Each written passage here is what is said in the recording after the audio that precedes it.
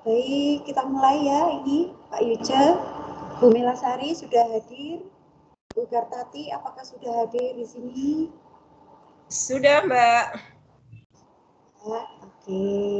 Oh iya, sudah terlihat. Bu Melasari. Hadir. Selamat ya, siang semua. Oke. Ya, selamat siang Bu Mela. Baik, kita mulai.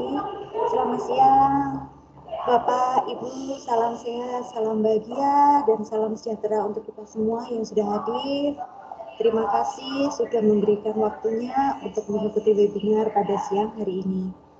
Dan tak lupa kami juga mengucapkan terima kasih kepada narasumber pemateri kami kali ini, yaitu Ibu Gartati, MSI MID, selaku MIA Expert juara OGN Nasional, yang akan memberikan tips sukses menjadi Microsoft Certified Educator. Terima kasih Bu Gartati. Sama, Mbak. Sebelum CG Attack series kedua ini kita mulai, izinkan saya untuk memperkenalkan diri terlebih dahulu. Perkenalkan, nama saya Sarah Listia Angelina. Saya di sini dari tim PT Cipta Gading Arta, dan saya juga tidak sendiri nantinya. Saya akan ditemani oleh Ibu Melasari untuk menyempurnakan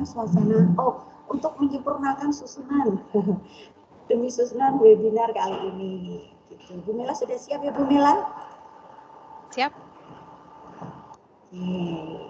Baik Bapak Ibu, sebelum webinar kita mulai, alangkah baiknya kita utamakan berdoa lebih dahulu agar acara webinar ini dapat berjalan dengan semestinya, dapat mempermudah dalam penangkapan, pemahaman, serta dalam mengamalkannya atas ilmu dan pengalaman yang sudah kita dapat. Baik, berdoa bisa kita mulai.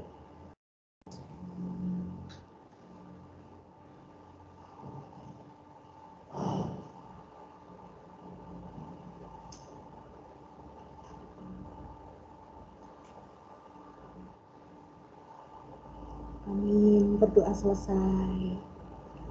Terima kasih Bapak Ibu. Selanjutnya akan saya serahkan ke Ibu Melasari untuk dapat menjelaskan lebih detail susunan webinar kita hari ini. Silakan Bu Melasari. Baik. Terima kasih banyak Ibu Angelina untuk introduction dan opening dari webinar ini. Sekali lagi selamat bergabung kepada Bapak Ibu dalam acara webinar hari ini. Sharing session bagaimana menjadi Certified Educator yang akan dibawakan oleh narasumber kami, Ibu Gartati. Baik, saya akan informasikan mengenai susunan acara. Agenda kita hari ini, mungkin Bapak Ibu sudah melihat di layar. Ini adalah flyer yang memang sudah kita bagikan.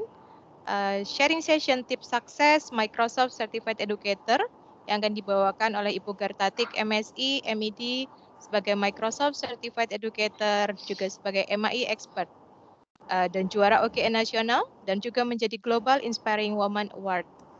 Nah, agenda hari ini adalah kita akan durasi dengan 1 jam, di mana akan menginformasikan mengenai kami, PT Cipta Gading Arta. Kemudian ada sharing session materi yang akan dibawakan oleh Ibu Gartati langsung, dan tips dan triksnya. Bapak Ibu mungkin akan menarik sekali bagaimana menjadi MCE seperti beliau. Nah, tidak terlepas kita pun akan memberikan door prize, di mana Bapak Ibu akan menjadi terpilih sebagai salah satu yang akan mendapatkan door prize. Juga kita akan membagikan e-certificate attendees. Ketika Bapak Ibu sudah mengikuti webinar hari ini, serta Bapak Ibu mengisi link feedback form yang akan kami sediakan linknya, juga barcode scannernya. Baik, sekilas informasikan mengenai kami, Cipta Gading Arta. Kami adalah perusahaan di bidang telekomunikasi dan informatika. Kita provide untuk produk lunak, juga untuk perangkat hardware. Visi kami adalah sebagai perusahaan IT software terpercaya. Kemudian kami memberikan the best support untuk ke seluruh customer kami, khususnya untuk yang education. Dan ini adalah beberapa lini kami sebagai IT Business Consultant, Application Developer, kita running juga on Microsoft Azure, dan juga kami sebagai dealer Microsoft resmi untuk M365.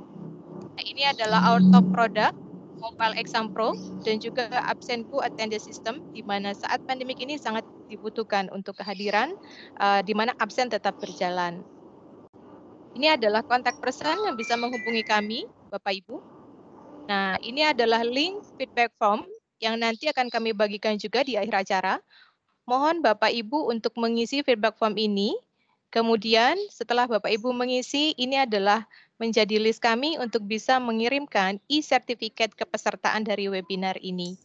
Baik, untuk mempersingkat waktu, kami kembalikan lagi acara kepada Mbak Angel. Silakan untuk bisa dimulai dikembalikan kepada pemateri. Baik, terima kasih Bu Mela untuk introduction-nya. Susunan acaranya seperti itu nanti ya Bapak Ibu.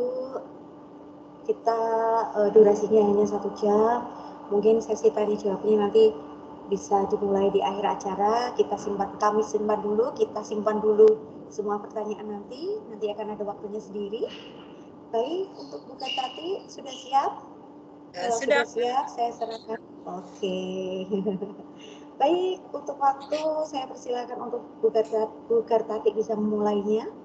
Terima kasih. Ya, oke. Thank you, Ibu Listia dan Ibu Melasari. Terima kasih juga Pak Yuce untuk kesempatan yang diberikan kepada saya sore ini.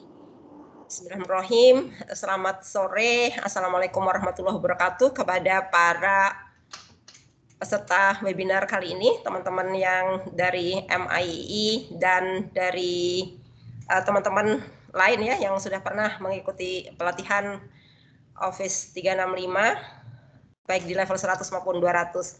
Baiklah, saya Gartati, saya mengajar di SMP Negeri 2 Blora. Seperti yang tadi sudah diperkenalkan oleh Miss Listia. Kemudian sore ini akan berbagi tentang pengalaman saya kemarin dalam mengikuti MCE exam, Microsoft Certified Educator Exam. Itu pengalaman saya pertama dan saya kemarin sama sekali tidak ada semacam persiapan khusus karena belum pernah tahu dan berangkatnya pun langsung tidak ada rencana gitu, langsung berangkat kemudian langsung ujian di Pati di kantor CGA. Jadi itu yang saya membuat pingin banget gitu bisa sharing biar teman-teman itu bisa mendapatkan hasil yang luar biasa. Karena saya hanya mendapatkan nilai yang sangat minimal, hanya lulus tapi minimal gitu. Jadi saya pingin banget, wah jadi nyesel kayak gini gitu. Pingin langsung berbagi dengan teman-teman karena kalau teman-teman bisa mempersiapkan lebih dini gitu akan mendapat nilai yang lebih bagus gitu. Oke, baiklah. Kita akan mulai saja untuk yang pembahasan ini ya di MCE preparation. Oke, saya akan share screen.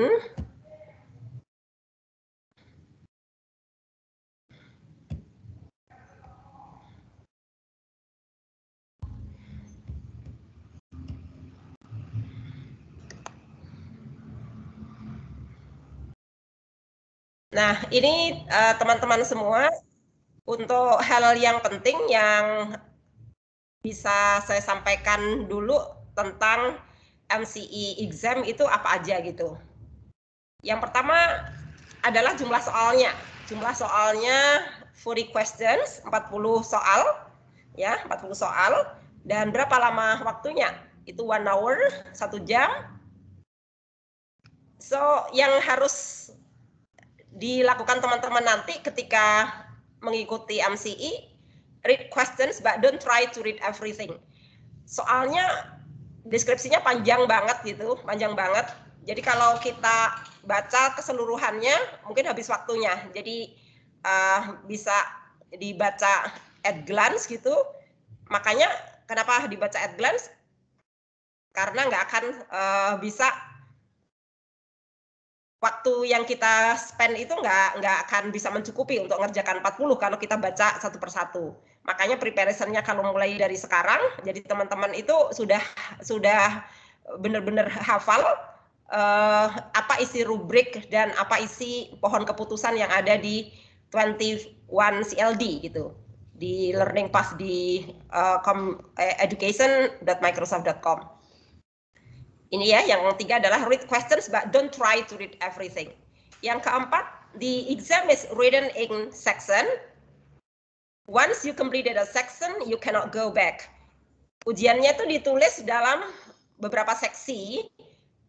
Kita ketika sudah selesai seksi awal, itu seksi 1 misalnya, kita nggak bisa balik ke situ lagi gitu. Kita harus lanjut ke seksi berikutnya. Dan tidak bisa oh iya tadi saya kayaknya salah dan saya mau membetulkan gitu, nggak bisa. Karena sudah kita tutup, kemudian kita ke seksi berikutnya. Number 5, the questions are about applications, especially how to modify an activity to level up on a specified rubric.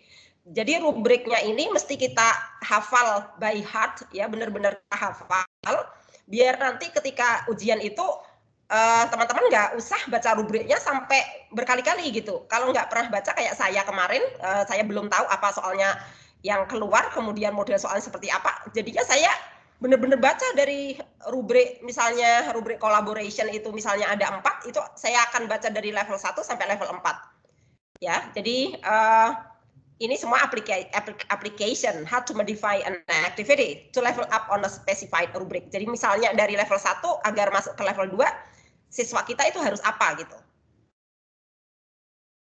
Yang keenam, learn rubrics of by heart, maksudnya hafalkan ya, hafalkan rubrik itu. Benar-benar pelajari rubrik itu. But understand what is meant. Coba dipahami apa makna dari masing-masing rubrik itu by its component, di masing-masing komponennya. Do not assume you know. Jangan asumsikan bahwa Anda tahu gitu, tanpa benar-benar melihat, tapi Anda hanya semacam mengasumsikan, oh ini maksudnya seperti ini. Nah, misalnya ada rubrik yang seperti ini, what share responsibility is. Apa sih yang dimaksud dengan tanggung jawab yang dibagikan gitu, berbagi tanggung jawab. Itu nggak kita karang gitu, nggak kita beri makna sendiri. But you have to understand first by reading the rubrics that are provided by 21 CLD di education.microsoft.com itu.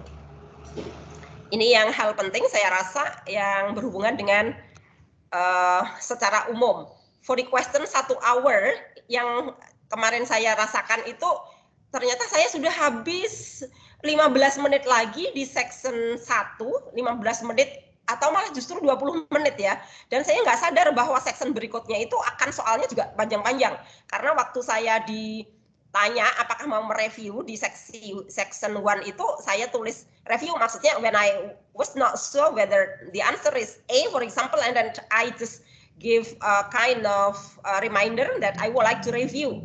Kemudian setelah saya review pun saya nggak akan ingat benar gitu jawabannya apa, atau nggak pasti jawabannya apa, dan akhirnya juga nggak mendapat nilai bagus di section 1 gitu, karena saya terlalu khawatir ya, kemudian saya tidak segera mengambil keputusan dan waktunya itu habis. So ini menurut saya waktunya fly so fast, berjalan cepat gitu, tiba-tiba yang nomor-nomor terakhir itu tinggal detik, bukan hanya menit, tapi sisanya hanya detik.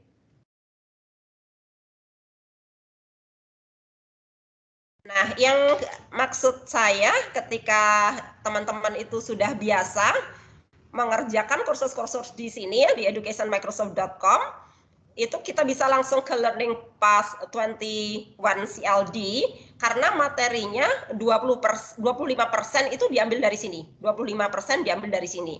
Jadi kalau kita klik itu akan ke sini ya. Nah, ini 21st Century Learning Design.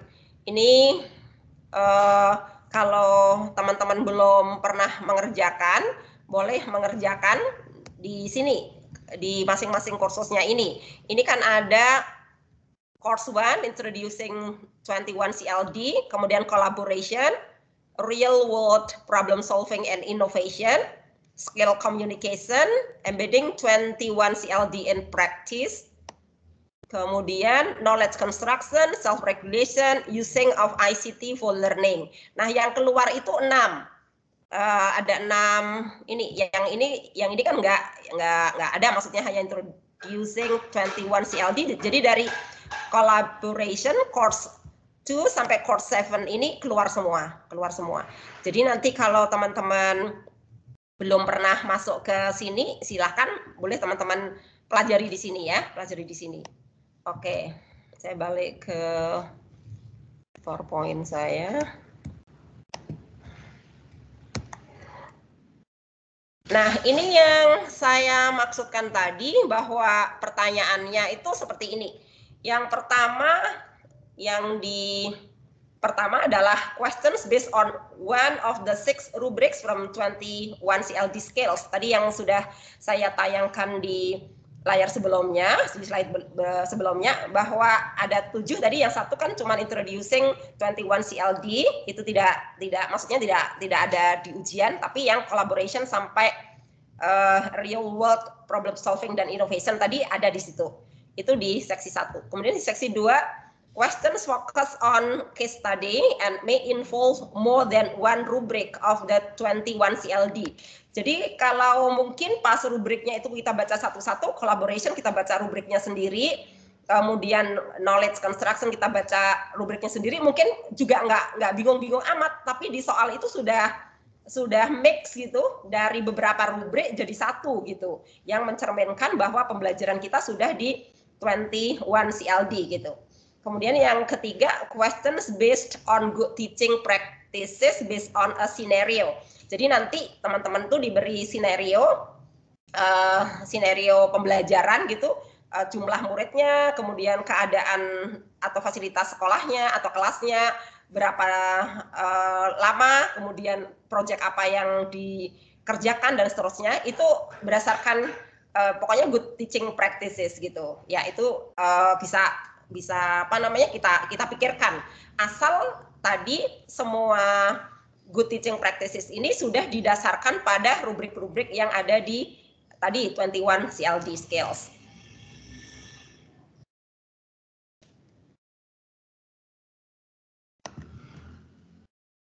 Nah, oke. Yang ini misalnya ya, the individual questions and case studies.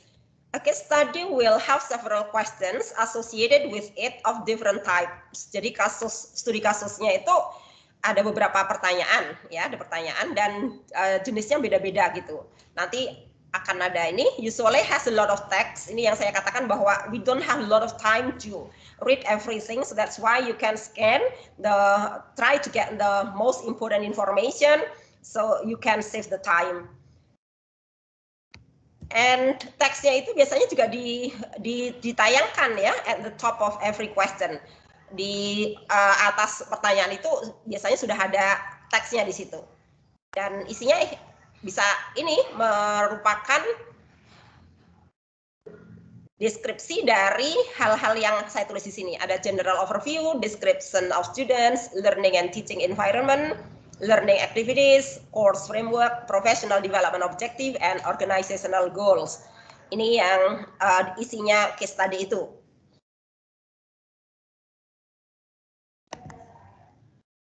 Nah, ini jenis-jenis pertanyaannya. Sama dengan kalau Bapak Ibu atau teman-teman sudah biasa mengerjakan kursus atau learning path di education.microsoft.com, itu ada yes no type questions, yang iya dan tidak itu ya. Kemudian complete the statement, match the level type questions. Match the level type question di sini maksudnya kalau ada kasus ABC gitu, kemudian itu di-matchkan dengan level berapa dari masing-masing rubrik di 21 CLD tadi gitu. Kemudian evaluate the text type questions. Jadi itu nanti ada semacam teks soal gitu, kemudian soalnya panjang dan di statementnya itu ada yang digarisbawahi. Nah, yang digarisbawahi itu sudah sesuai enggak seperti yang diminta oleh kondisinya. Kalau enggak berarti perlu diubah dan diberi pilihan di situ bagaimana cara mengubahnya. Kemudian multiple choice, sama seperti di education.microsoft.com.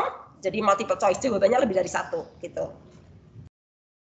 Nah, ini saya beri contoh ya.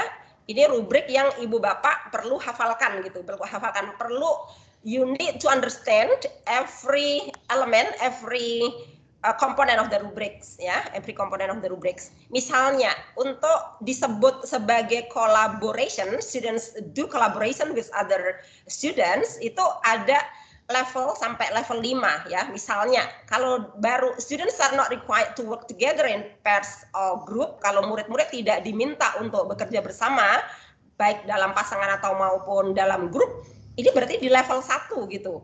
Nggak ada collaboration. Misalnya kapan disebut level 2, students do work together.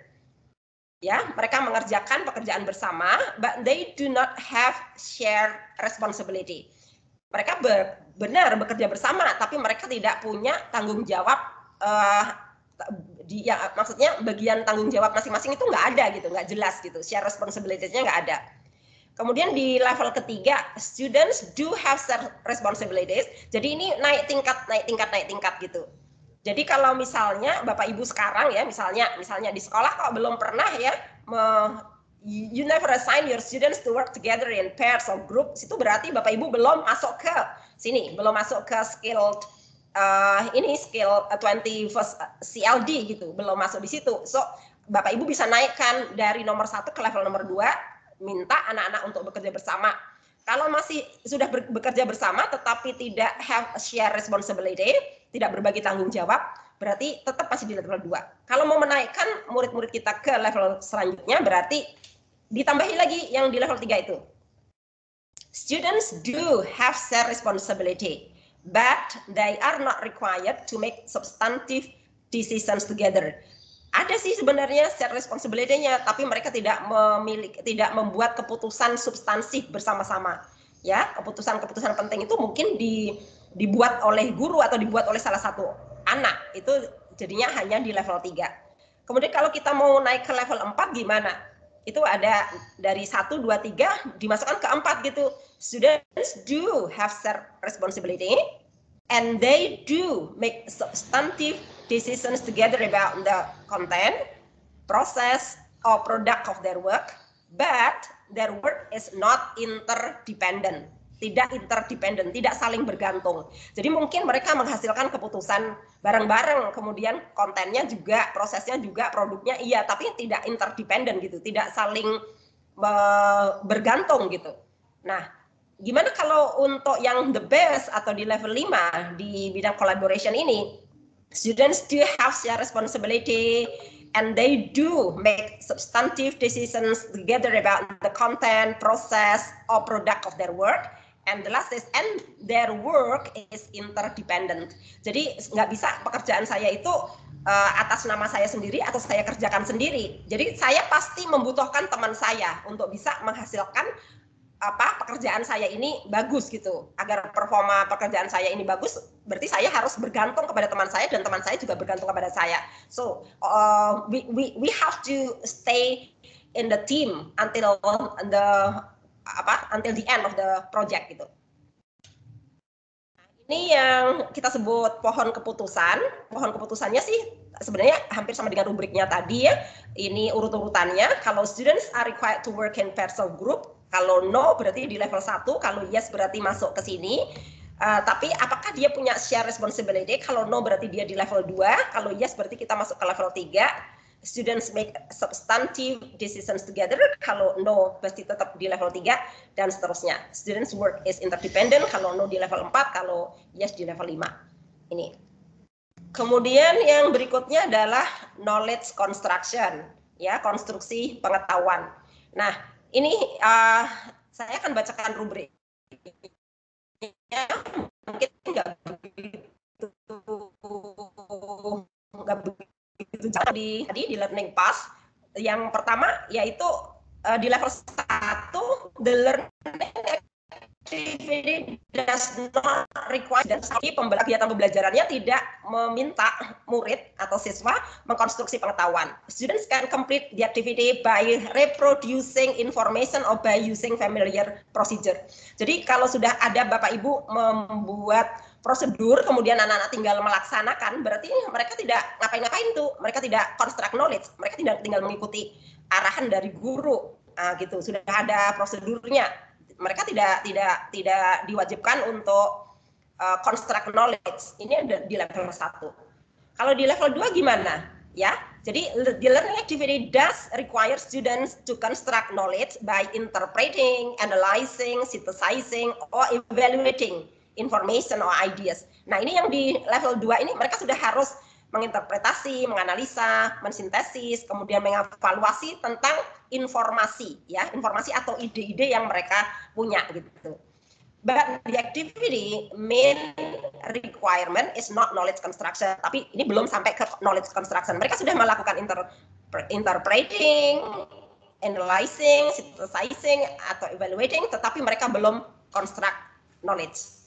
Kemudian di level 3, yang di level 2 tadi sudah dipenuhi, but the learning activity does not require students to apply their knowledge in new context. Jadi nanti akan kita ambil contohnya ya, ambil contohnya gimana gitu.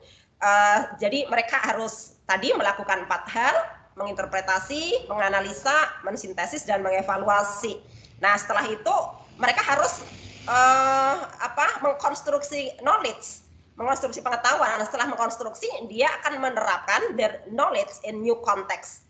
Di new context loh, Ibu Bapak, new context, bukan hanya repeat, tetapi benar-benar new context ya, new context. Jadi misalnya di sekolah kita temukan bahwa air kerannya itu buruk gitu, anak-anak bisa dari pembelajaran yang lalu yang hanya sekedar mengenal jenis-jenis air misalnya atau apa pengaruhnya, tapi kemudian hanya tidak menerapkan dalam konteks baru, misalnya dia akan membuat filter air, kemudian bagaimana menjernihkan air dengan menggunakan apa gitu, itu dia tidak akan disebut mengkonstruksikan pengetahuan di konteks yang baru gitu. Kemudian yang di level 4, the learning activity main requirement is knowledge construction. Sudah knowledge construction, kemudian sudah ada tadi apply the knowledge in new context, tetapi tidak ada learning goal in more than one subject. Jadi kalau misalnya Bapak Ibu mengajar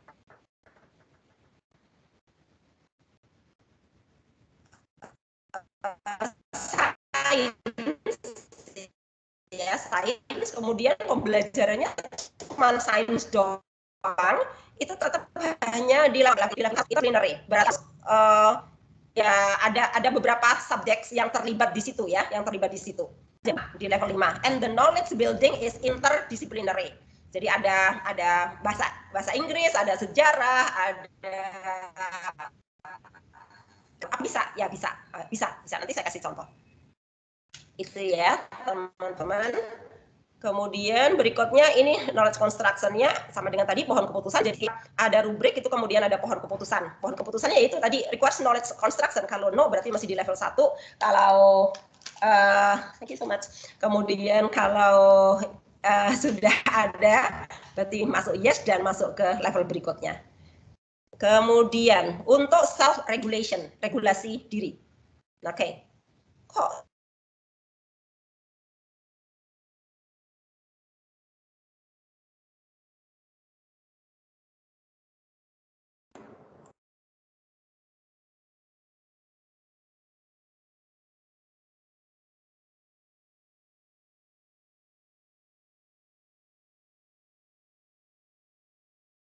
di level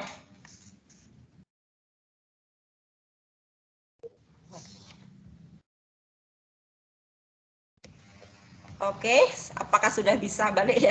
Ini tadi tiba-tiba oke.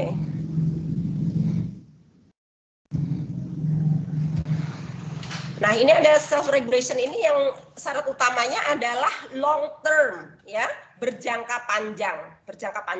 Kalau dia tidak berjangka panjang, kegiatan pembelajarannya itu berarti masih di level 1. Students do not have both learning goals and associated success criteria in advance or completing their work.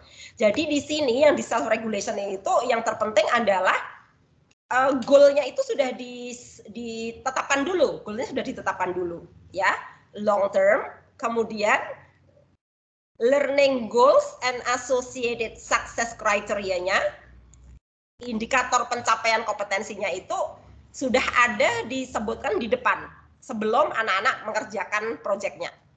But students do not have the opportunity to plan their own work. Nah ini misalnya, kok kita membuat proyek ya, membuat proyek gurunya nih, membuat proyek anak-anak emang dikasih waktu 1,5 bulan, kemudian learning goals dan associated success criteria-nya sudah kita berikan, tetapi anak-anak nggak plan sendiri, itu masih di level 2. Kalau di level 3 gimana? The learning activity is long term. Students do have learning goals and associated success criteria in advance of completing their work, and students do have the opportunity to plan their own work.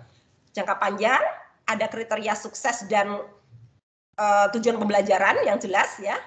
Kemudian direncanakan oleh murid itu sendiri. But students do not have the opportunity to revise their work based on feedback. Nah, kalau cuma 3, yang keempat tidak, yang di bullet keempat tidak ada, berarti ini baru di level 3. Mereka sudah diberi long term, jangka panjang, learning goals-nya sudah ada, associated success criteria sudah diberikan di depan. Mereka juga merencanakan sendiri, tetapi tidak punya kesempatan untuk merevisi karya mereka berdasarkan feedback. Nah, feedback ini kan bisa berasal dari guru, bisa berasal dari ahli, bisa berasal dari peer. Kalau mereka tidak punya kesempatan, berarti itu self-regulation-nya masih di level 3. Kalau yang di level 4, tambahannya apa? And students do have the opportunity to revise their work based on feedback. Ada feedback, kemudian students punya kesempatan untuk merevisinya. Itu sudah self-regulation di level keempat. Ini pohon keputusannya ya, seperti tadi. Kemudian yang berikutnya adalah skill communication atau komunikasi terampil.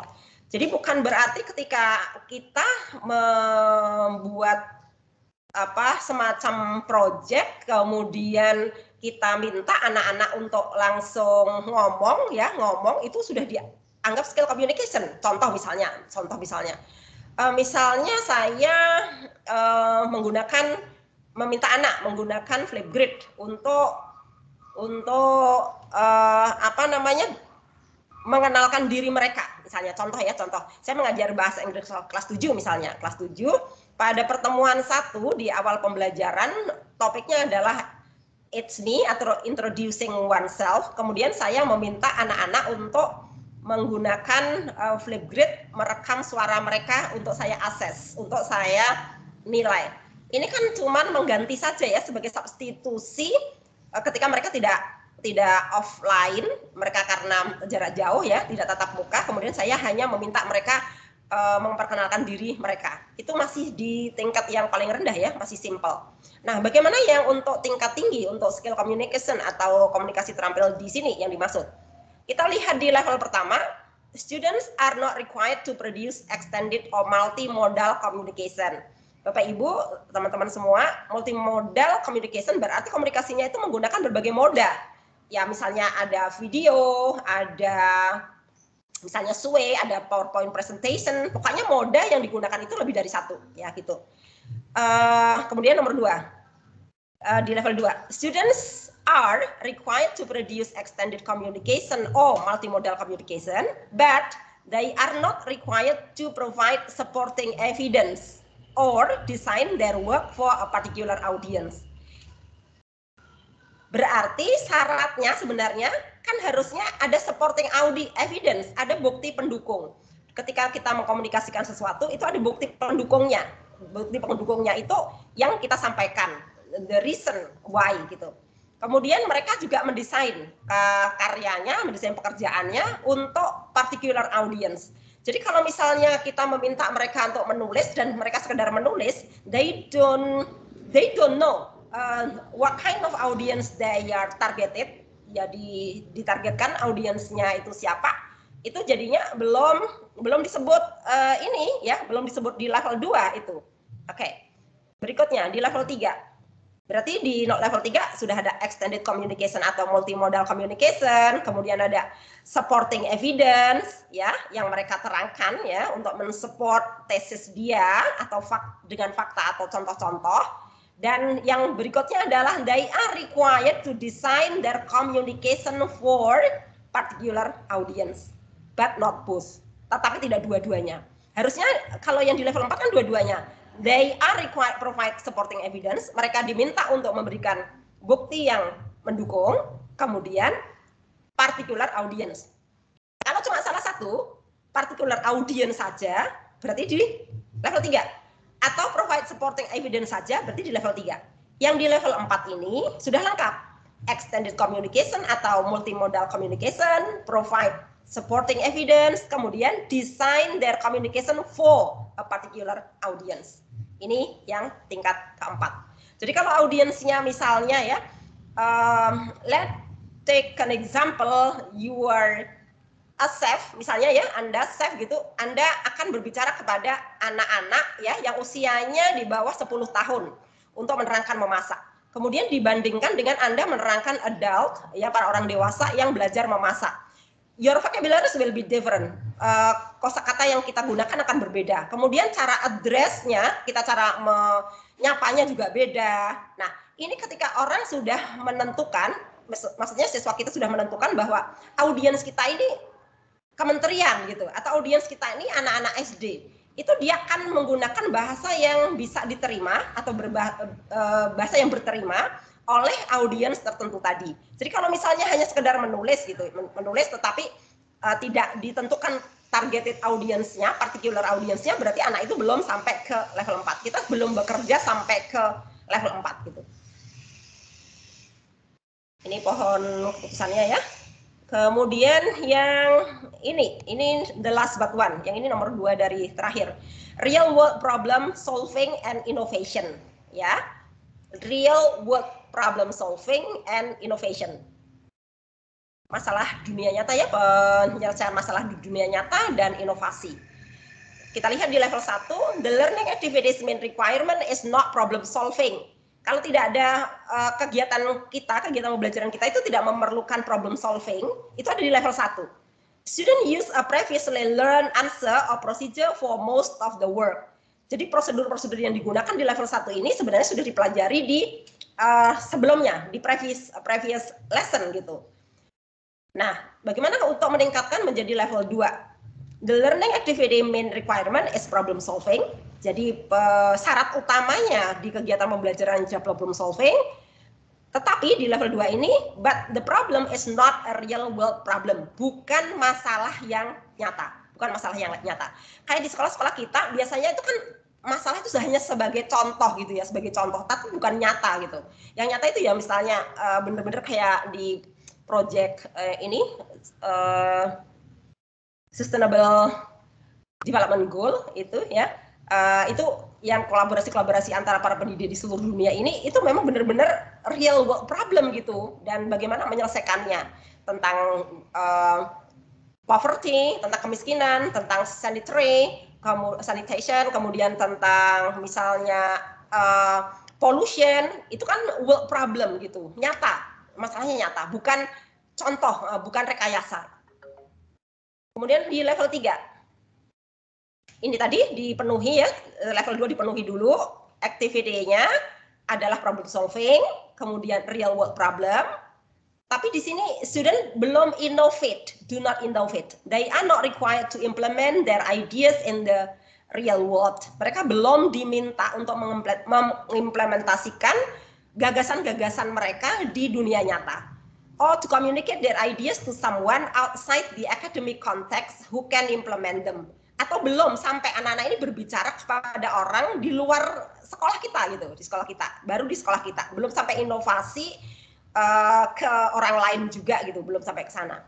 Untuk yang keempat gimana? The learning activity main requirement is problem solving, kemudian the problem is real world problem, kemudian students do innovate, they are required to implement their ideas in real world, to communicate their ideas to someone outside the academic context who can implement them. Misalnya kita masalah penanaman pohon misalnya berhubungan dengan kemarau panjang yang sebenarnya itu berakibat awalnya adalah dari penebangan hutan liar. Kemudian kita mengusulkan kepada gubernur ya, kepada gubernur atau petinggi kota gitu, petinggi kota.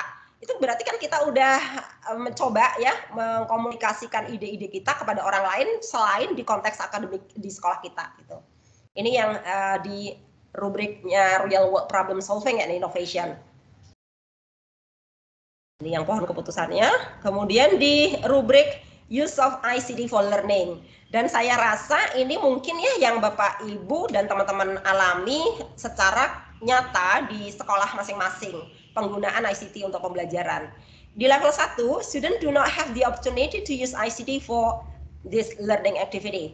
Murid belum punya kesempatan untuk menggunakan ICT di dalam kegiatan pembelajaran. Di level 2, students use ICT to learn or practice basic skills of reproduce information. They are not constructing knowledge. Dia sudah menggunakan ICT, tapi hanya sekedar reproduce information, mereproduksi informasi, tapi belum sampai constructing knowledge. Ini di level 2. Kemudian di level 3, students use ICT to support knowledge construction, menggunakan ICT untuk support knowledge construction. But they could construct the same knowledge without using ICT. Mereka sih sebenarnya dia menggunakan ICT untuk knowledge construction, tapi mereka seandainya nggak menggunakan ICT pun tetap bisa gitu, ya same knowledge-nya tadi. Ini masih di level 3. Untuk di level 4 gimana? Students use ICT to support knowledge construction, and the ICT is required for constructing this knowledge. But students do not create an ICT product for authentic users. Ini sudah masuk ya, dia menggunakan ICT untuk mendukung konstruksi pengetahuannya, kemudian ICT-nya diperlukan untuk mengkonstruksi pengetahuannya, tetapi mereka tidak menciptakan ICT product for authentic user. Authentic user itu benar-benar user yang membutuhkan ya, bukan hanya sekedar misalnya kalau misalnya menciptakan alat pendengar membantu pendengaran itu ya benar-benar dipakai untuk orang-orang yang perlu pembantuan pendengaran, bukan untuk yang tidak autentik ya, bukan pengguna autentik. Untuk yang 5 berarti dari semua ini nomor 4 batnya jadi N ya, dan gitu. Students use ICT to support knowledge construction. ICT is required for constructing the knowledge, and they create an ICT product for authentic user. Ya, misalnya iklan ya, kalau misalnya anak-anak membuat iklan, kemudian iklannya itu sudah digunakan benar-benar authentic usernya itu, ya udah itu kita mungkin sudah masuk ke bisa masuk ke level 5. Oke. Nah, ini fakta-fakta tentang tesnya ya. Some questions will have the rubric included at the top. Jadi di beberapa pertanyaan itu sudah ada rubriknya di atasnya soal itu. Approximately 25% of the questions have the rubric included. Sekitar 25% dari pertanyaan itu sudah termasuk rubriknya di situ. Jadi Bapak Ibu mungkin nggak ingat-ingat, cukup membaca di atasnya. Cuman saya katakan tadi kalau tidak dari sekarang belajarnya, akhirnya kayak saya kemarin, jadi saya baca rubrik, benar-benar baca lagi gitu dari level 1 ke level berikutnya. You cannot return to a Venice section to see rubrics included in previous questions. Tadi sudah saya jelaskan di awal. Kemudian, there are some questions which are focused on good teaching practices or on apps like Teams, Minecraft, or OneNote and learning tools. Jadi ini pengetahuan juga ya, kita ada bagaimana kita menggunakan Teams, Minecraft, OneNote, and learning tools lainnya. There is no point trying to study or prepare for this. Dibilangnya sebenarnya mau difokuskan yang mana gitu belajarnya. Ya belajarnya kalau teorinya sudah tahu, kemudian rubrik-rubriknya sudah hafal, kemudian kita tinggal memikirkan case study yang diberikan di soalnya gitu. Jadi nggak ada benar-benar yang harus dihafal, kemudian di sana tinggal centang-centang gitu, nggak ada gitu. The exam is in separate section, kemudian you cannot go back to section when you complete it. Nah, ini biasanya ada kayak seperti ini ya, review your answers, question available for review, so total. Jadi kalau misalnya kita sudah jawab 3, ya seperti ini, 3. Ini berarti soalnya cuma 3, unanswered 3, for review 0, for comment 0. Berarti ini tadi nggak di set untuk review. Kalau kita misalnya nomor 1 kita mau review, itu nanti ada tulisan gitu, for review 1, jadi one item gitu. Kalau sudah dijawab semua, akan seperti ini. Dan kalau sudah kita yakin untuk pindah ke section berikutnya, ya klik finish, kemudian pindah ke section berikutnya.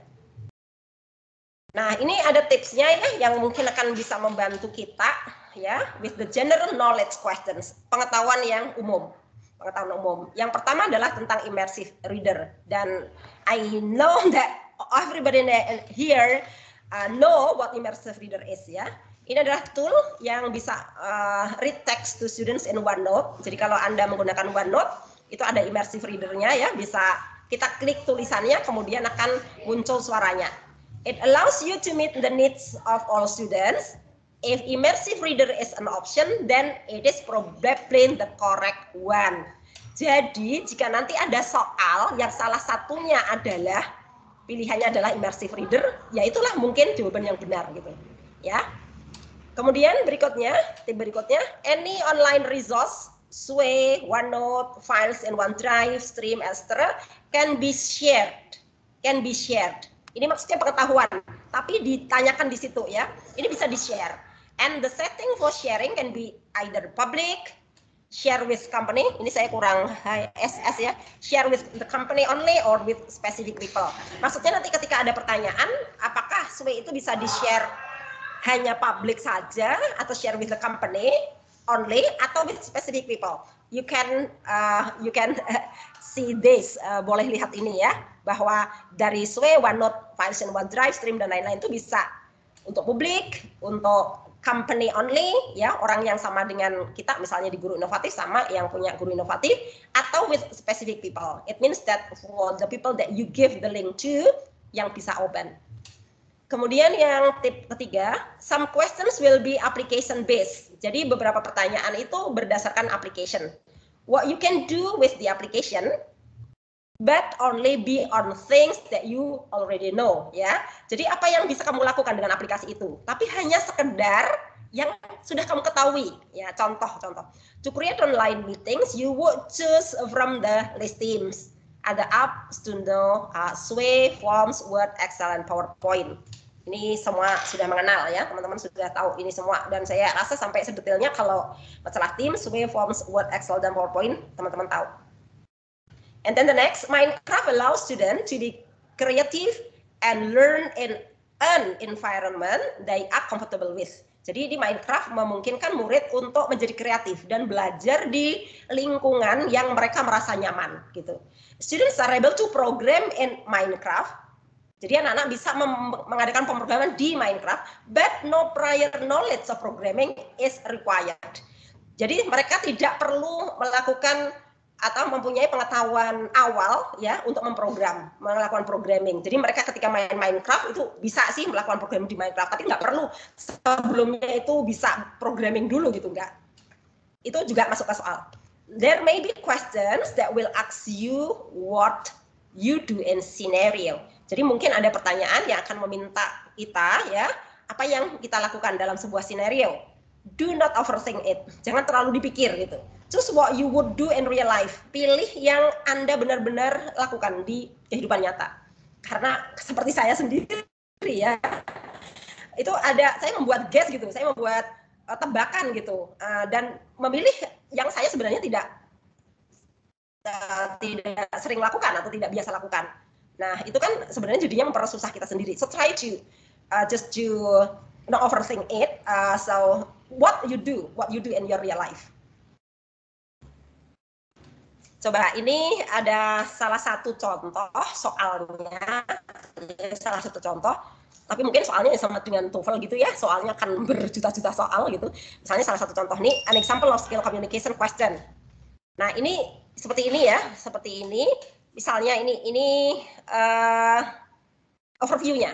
Students in journalism class are assigned to work in pairs to create a video of each student reporting on a current event of interest to their peers.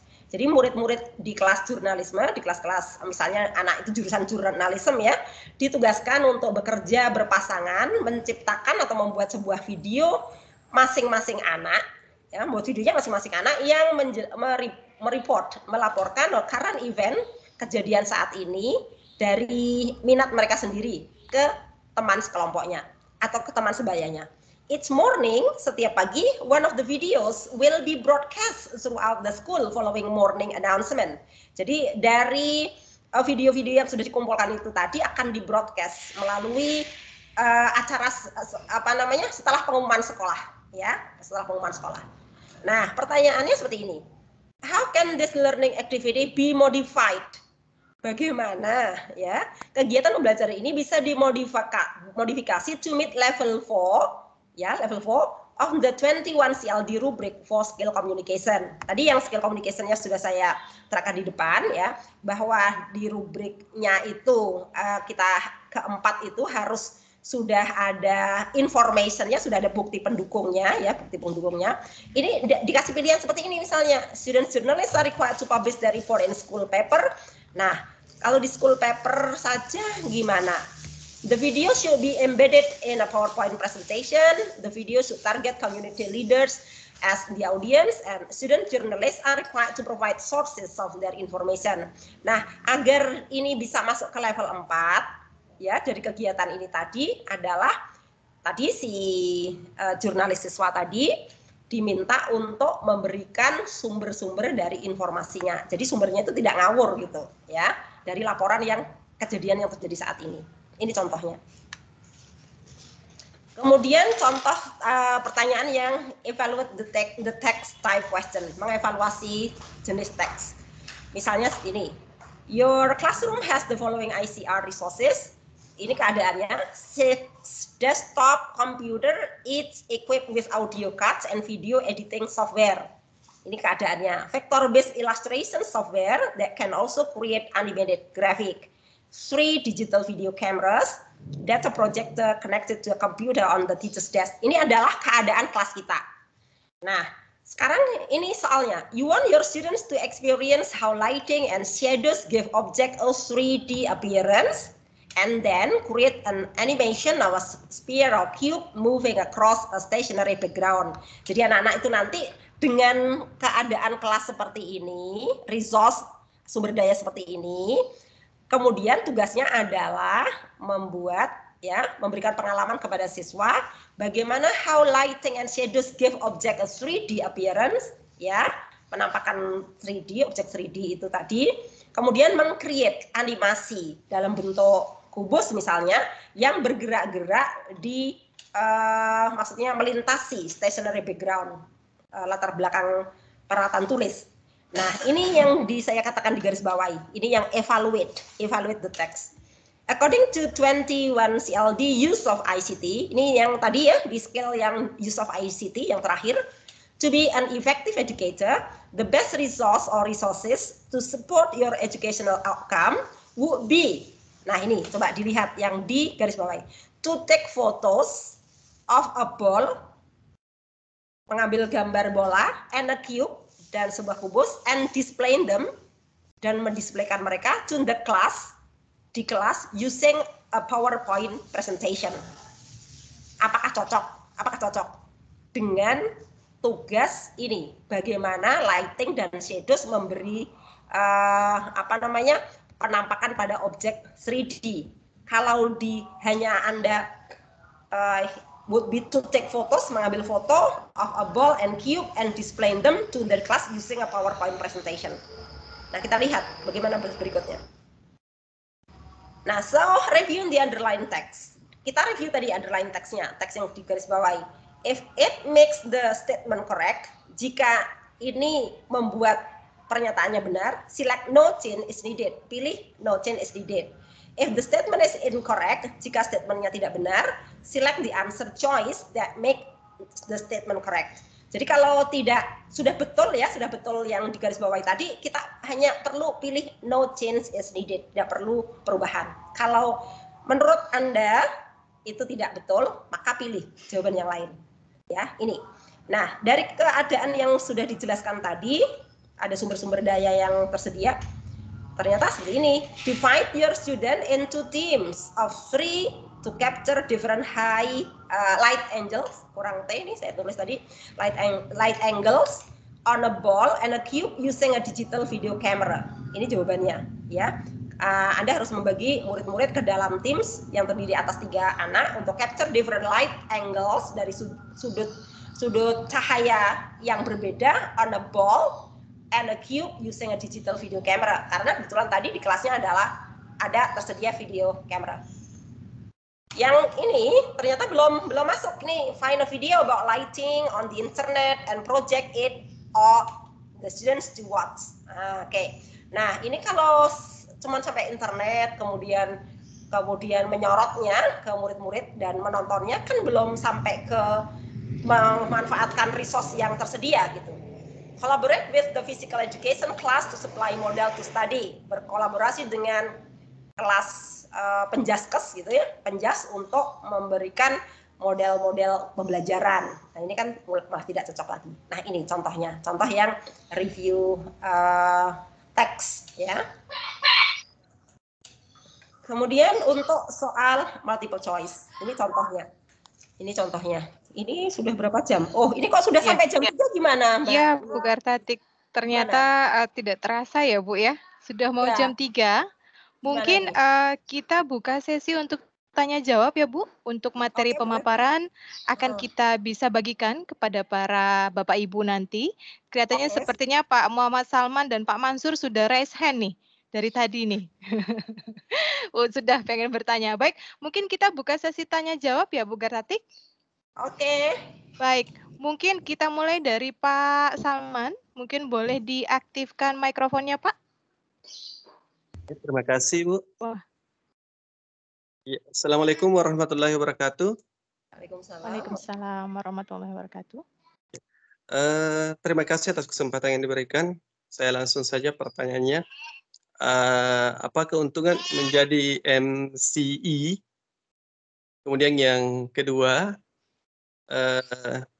bagaimana caranya mendaftar untuk tes yang seperti tadi? Itu yang kedua. Yang ketiga, ada nggak versi bahasa Indonesia untuk tesnya? Terima kasih. Oke.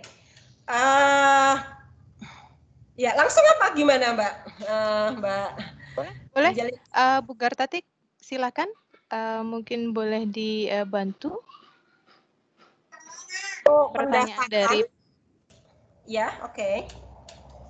Untuk pendaftaran mungkin ini langsung nanti akan dijawab Pak Yuce ya, untuk dijawab Pak Yuce cara pendaftarannya karena saya tidak punya I don't have any answer about that, tidak punya kapasitas untuk menjawab juga. Nah kalau misalnya keuntungannya menjadi MCE ya Ibu Bapak sudah menjadi certified educator ya, sama dengan misalnya keuntungan kenapa kita mempunyai sertifikat pendidik gitu kalau bagi saya gitu. Jadi kalau kita sudah menjadi MCE berarti maknanya tuh kita bisalah mengajar anak-anak kita gitu, mengajar anak kita menjadi anak-anak yang capable gitu untuk hidup di abad 21 dan kita bisa merencanakan pembelajaran juga sesuai dengan kebutuhan anak-anak di abad 21 gitu. Jadi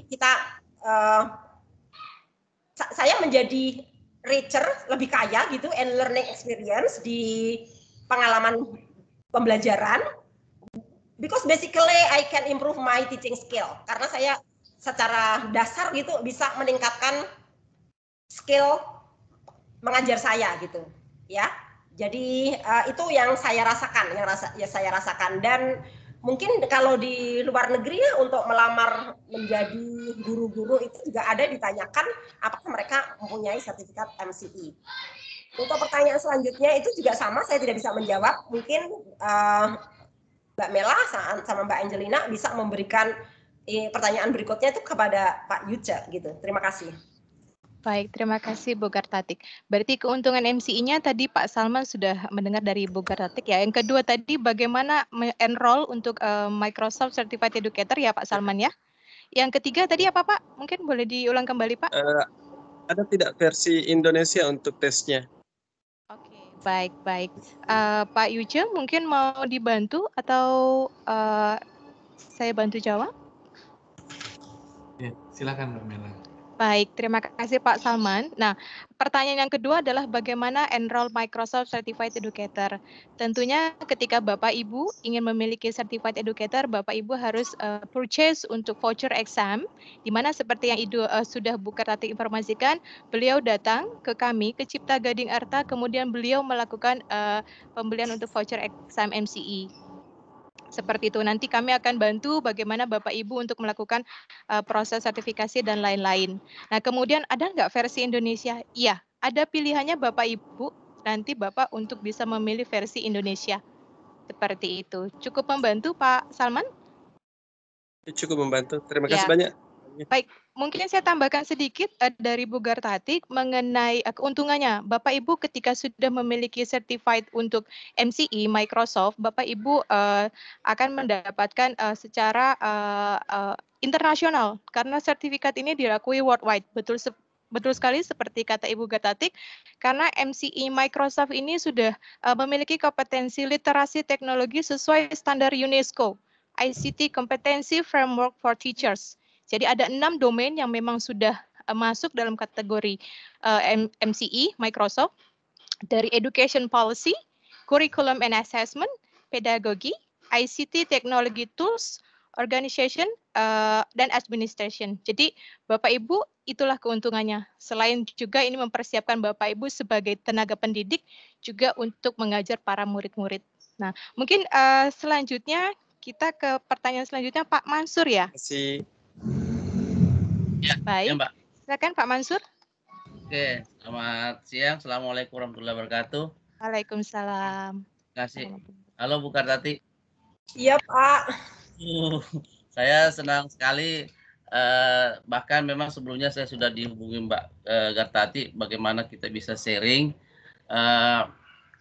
Ini hanya saya waktu ini pengalaman karena saya juga pernah gagal di ujian MC ini, nilai saya hanya 625, batasnya kan 700.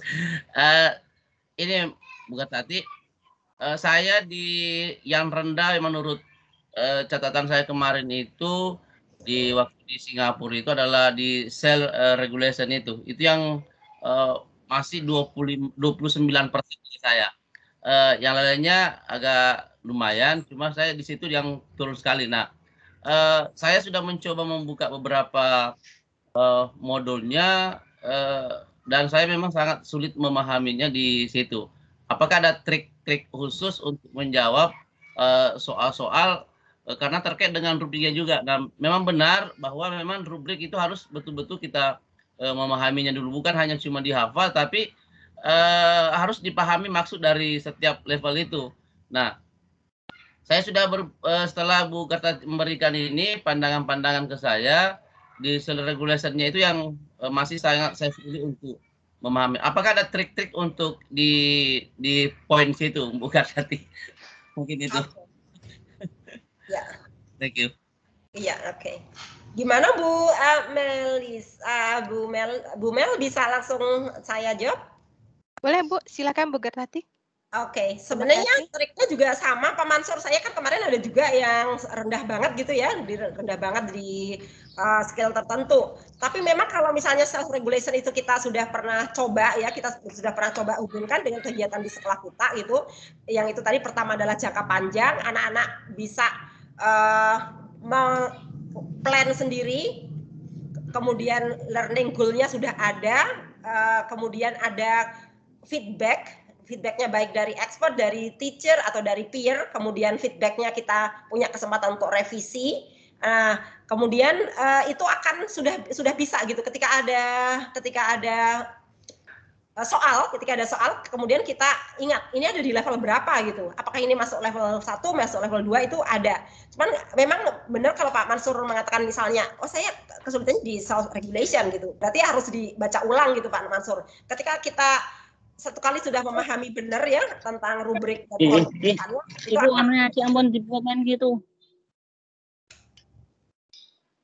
Itu jawaban saya Pak Mansur. Nanti kalau misalnya belum jelas mungkin boleh di waktu lain bisa kita diskusikan lagi gitu.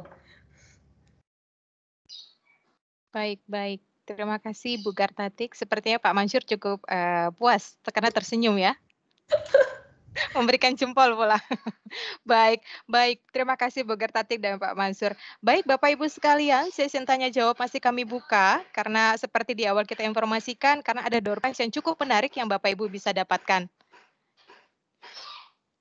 Baik, masih ada yang bertanya? Bapak Ibu silakan gunakan dan aktifkan mikrofonnya. Jadi Pak Salman dan Pak Mansur, kita akan kirimkan door prize-nya nanti ya Pak ya. Baik, ada lagi Bapak Ibu yang bertanya?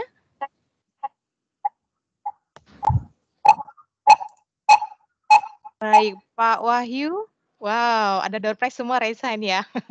Baik, kita masih buka waktunya sampai 5 menit lagi. Pak Wahyu Saryadi mungkin boleh diaktifkan mikrofonnya?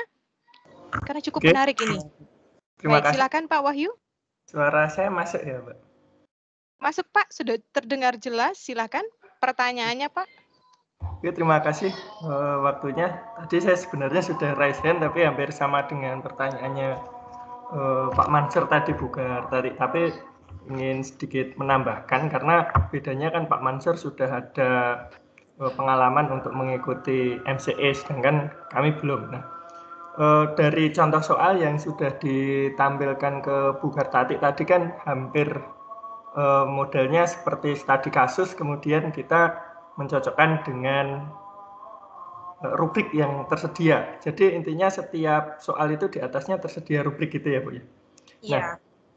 Nah dengan seperti itu materi-materi lain ataukah tersedia seperti yang ada di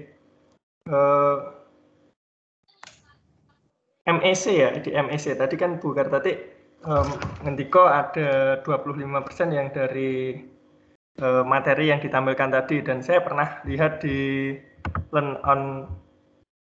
learnmicrosoft.com itu dulu pernah komunikasi sedikit sama Mas David ya, itu ternyata materinya banyak sekali.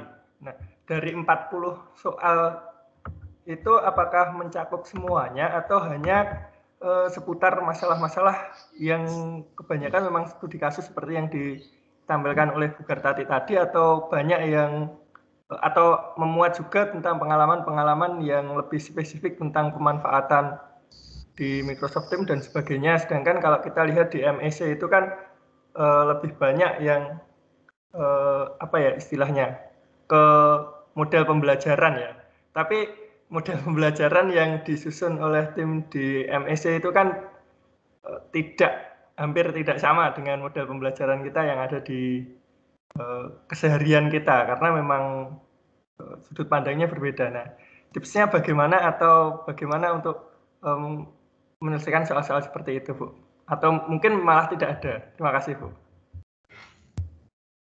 Oke, bisa langsung saya jawab, Mbak Mela? Ya, silakan Bu Gertatik. Oke. Begini Pak Wahyu, ini saya akan share. Jadi di Learning Pass itu bisa kita download ya, kan ada di OneNote tuh ya, yang tadi saya tampilkan di education.microsoft.com. Kemudian ketika kita download tuh dalam bentuk seperti ini. Jadi ada course outline-nya itu persis yang seperti tadi di Learning Pass. Kemudian coba saya betul besarkan dulu. Nah ini ya. Di sini teman-teman ada semua tadi yang saya jelaskan itu ada di sini. Cuman kan jadinya ketika ada skenario yang diberikan di soal, kita harus bisa benar-benar sudah paham tentang yang di sini. Ini kan ada contohnya juga anchor lesson gitu. Anchor lesson tuh contoh misalnya semacam kalau di Indonesia tuh APKG gitu ya, alat penilaian kinerja guru gitu. Jadi misalnya apakah kegiatan ini menugaskan anak-anak in pair atau in group? Apakah anak-anak pekerjaan ini diberikan dalam long term? Apakah anak-anak punya kesempatan? Itu ada pertanyaan di situ di masing-masing anchor lesson. Di misalnya mana ya? Olympic selection, school change. Bentar Pak. Di sini nanti boleh Bapak Ibu buka ya anchor lesson-nya, misalnya House on Mango Street.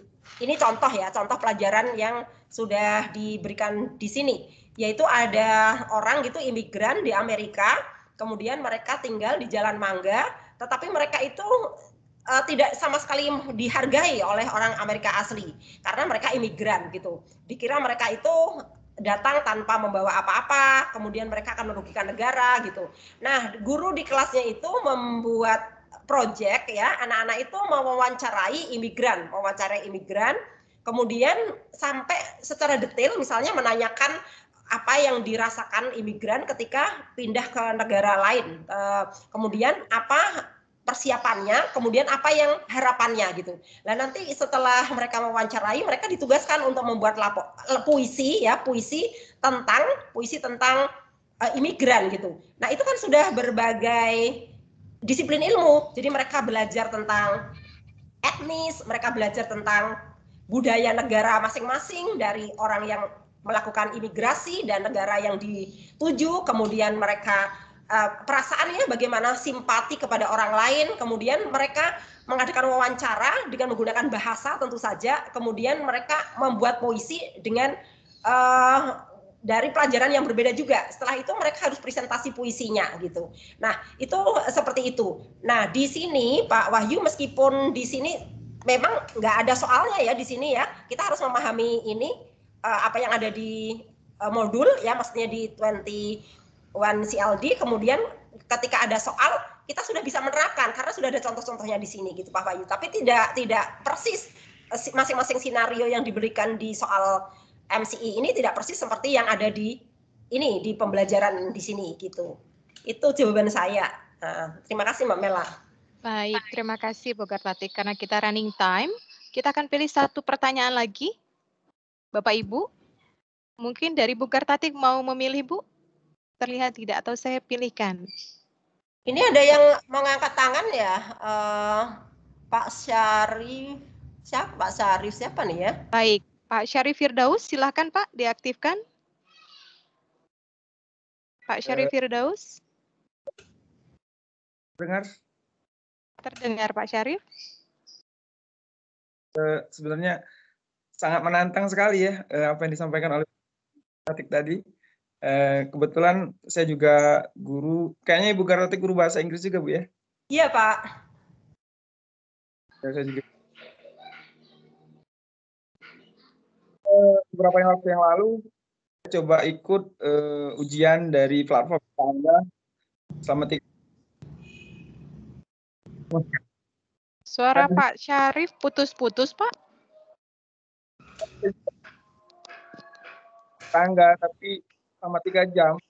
Ini tidak menantang sama sekali dan saya sangat menarik sekali mendengarkan penjelasan dari Ibu Gartatik dan saya ingin mencoba untuk ikut ujian juga dari Microsoft dan kebetulan juga saya alumni guru inovatif dan menurut saya di sini memang menguji kemampuan kita dalam pembelajaran karena kita melihat tadi Ibu menjelaskan rubrik dan saya berharap bisa mendapatkan aksesnya juga, bagaimana cara belajarnya juga.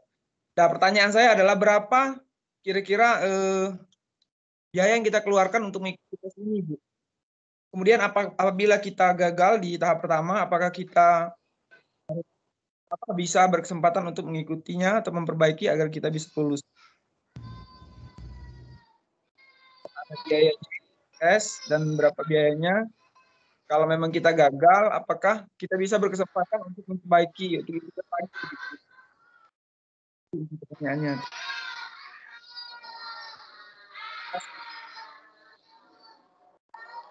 Baik. Baik, Bu Gartatik, mohon maaf, dari pertanyaan Pak Syarif tadi sudah terdengar, Bu? Sudah terdengar, tapi kayaknya untuk Mbak Mela ya, untuk CGA. Baik, Pak Yuce, bagaimana Pak? Kita bantu Bu Gartatik sepertinya Pak, karena Pak Syarif ini sepertinya sudah pingin sekali mau ikut ujian ya. Sharingnya Bu Gartatik begitu menggebu-gebu nih, karena seperti Bu Gartatik bilang tadi, kita harus well preparation. Yang dilakukan sama Bu Gartatik kemarin datang ke Pati, langsung ujian, meskipun tanpa persiapan apapun, beliau lulus. Itu yang hebat. gitu loh. Meskipun dengan beliau informasikan nilainya begitu minim, tapi beliau lulus. Itu hebat. Apalagi kalau well prepared. Nah, Pak Yuce, mau saya bantu jawab atau bagaimana, Pak? Ya, silakan Mbak Mela. Atau Baik. Bapaknya biar email aja sama Mbak Mela. Wah, boleh. Bapak email ke saya. Tadi di kolom chat, Bapak Ibu bisa langsung hubungi saya, email maupun telepon. Nanti saya bisa informasikan berapa biayanya. Dan ada 2 voucher. Jadi ketika Bapak Ibu memilih voucher Microsoft Certified Educator ini, ada 2 voucher, di mana nanti ketika Bapak Ibu melakukan exam, Bapak Ibu tidak passing, maka Bapak Ibu harus melakukan pembelian lagi voucher tersebut. Tapi ada jenis yang kedua, ketika Bapak Ibu membeli voucher yang kedua ini adalah ketika Bapak Ibu gagal, Bapak Ibu masih diberikan kesempatan untuk melakukan atau memperbaiki dari exam tersebut. Nah, itu nanti saya bisa informasikan lebih detail kepada Bapak Ibu. Silakan hubungi saya kembali di Cipta Gading Arta. Kita dengan senang hati akan menginformasikan karena sertifikasi ini sangat cocok sekali untuk Bapak Ibu guru atau dosen yang memang melakukan pengajaran di abad 21.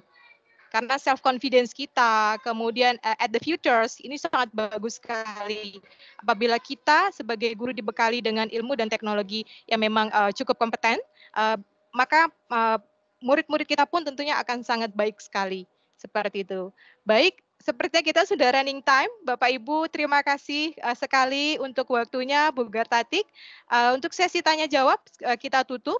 Jika Bapak Ibu masih ada pertanyaan lebih lanjut, bisa hubungi tim CGA perihal Microsoft Certified Educator. Baik, saya kembalikan kepada Mbak Angel. Silakan.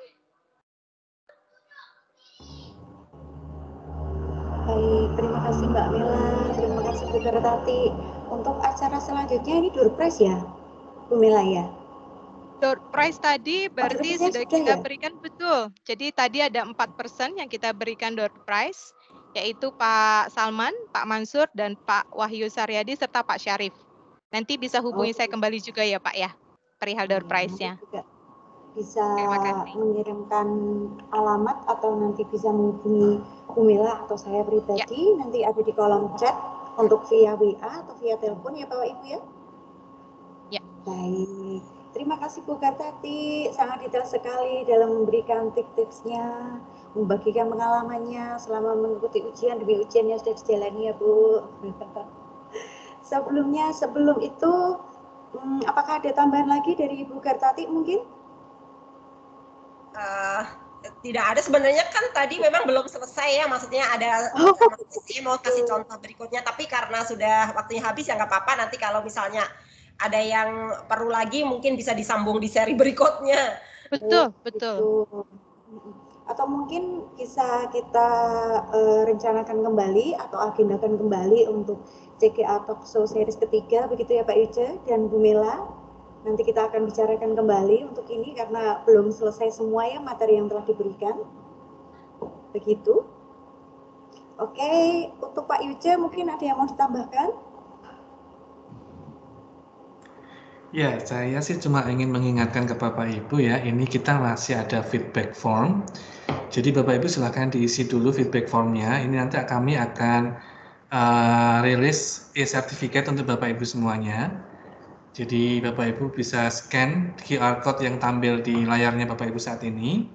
Atau Bapak Ibu jika menggunakan handphone ya bisa diklik di alamat ini yang sudah tertera di layarnya Bapak Ibu. Demikian Bapak Ibu ya. Ya memang kita waktunya sangat terbatas sekali Bapak Ibu ya. Dari 1 jam ini kita sudah lebih 21 menit ya. Jadi memang kita pembahasan yang ini memang biasa kita 1 jam begitu. Nah, Bapak Ibu nanti kita tetap adakan webinar series yang berikutnya. Bapak Ibu nanti tetap pantau di komunitas masing-masing ya untuk informasi selanjutnya. Saya rasa demikian. Saya kembalikan lagi ke Mbak Listian. Oke, terima kasih Pak Yuce. Baik, Bu Melasari, apakah sudah cukup? Bisa kita sudahi webinar kali ini?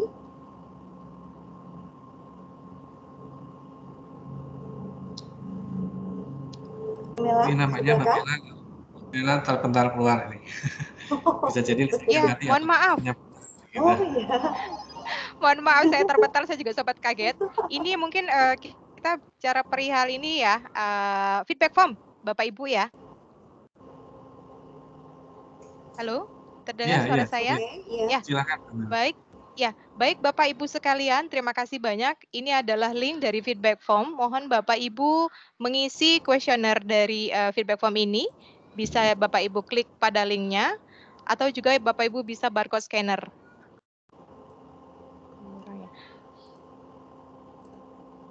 Berdasarkan feedback form ini, Bapak Ibu nanti akan kita kirimkan e-sertifikat kepesertaan. Akan kita kirimkan. Tuh, sepertinya baterai saya habis ini. Makanya sempat terpental. Sebentar. Sudah terlihat Bapak Ibu? Di layar? Halo? Sudah. Sudah ya? Baik. Ya.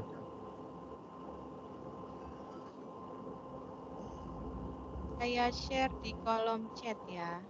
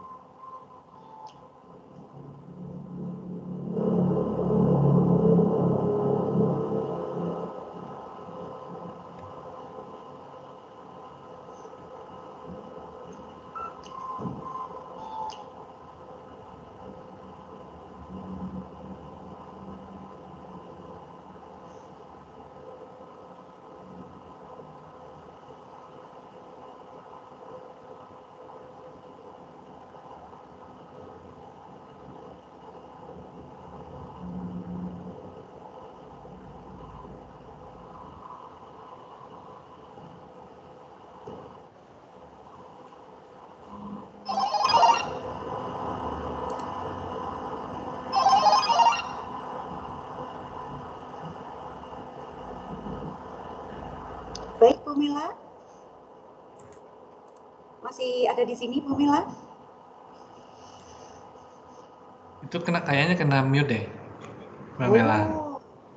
Mikrofonnya masih di mute tuh. Ya, lali aku ya, Pak. Masih di mute. Baik, silakan Bapak Ibu untuk mengisi form linknya. Ini akan dibuka sampai jam 4. Sebentar lagi ya. Baik, Mbak Angel silakan dilanjutkan.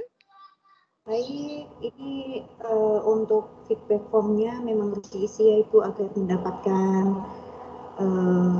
certificate attendance, begitu. Jadi mohon dilengkapi.